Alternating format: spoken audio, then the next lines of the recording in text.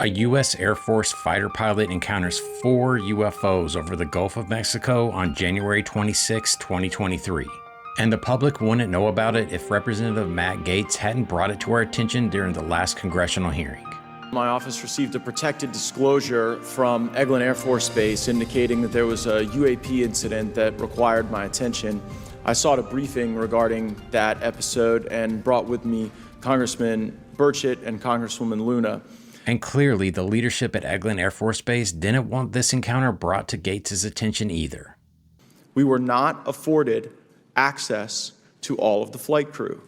And initially, we were not afforded access to images and to radar. Thereafter, we had a bit of a discussion about how authorities flow in the United States of America, and we did see the image. And we did meet with one member of the flight crew who took the image. But thanks to a FOIA request by A-Boss, we now know more about the object that the pilot saw, including a sketch of it. The UAP is said to resemble an Apollo spacecraft in size and its conical shape, with the upper section being composed of gunmetal gray segmented panels, and with the lower section having an orange-reddish glowing bottom. The pilot noted that no traditional means of propulsion were observed, but a potential clue about how it moved may be related to the fact that it made no smoke and it made the air around it blurry.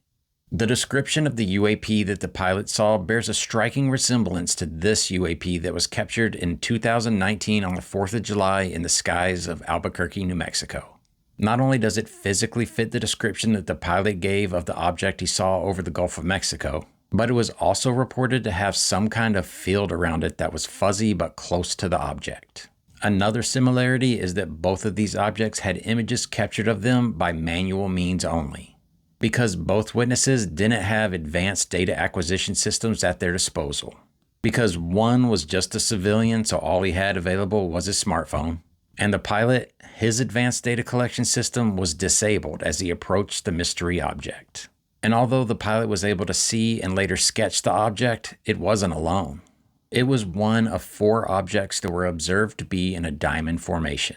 But the other 3 objects were only detectable on radar, not by the pilot's eyes, which means that they were displaying the 4th observable, low observability. And thanks to a little help from John Greenwald of the Black Vault, more FOIAs have been filed on this case. So let's hope that we get to observe this UFO for ourselves in the near future. And shout out to the dude that posted this UFO report on Twitter. I couldn't find your post, but I thank you very much.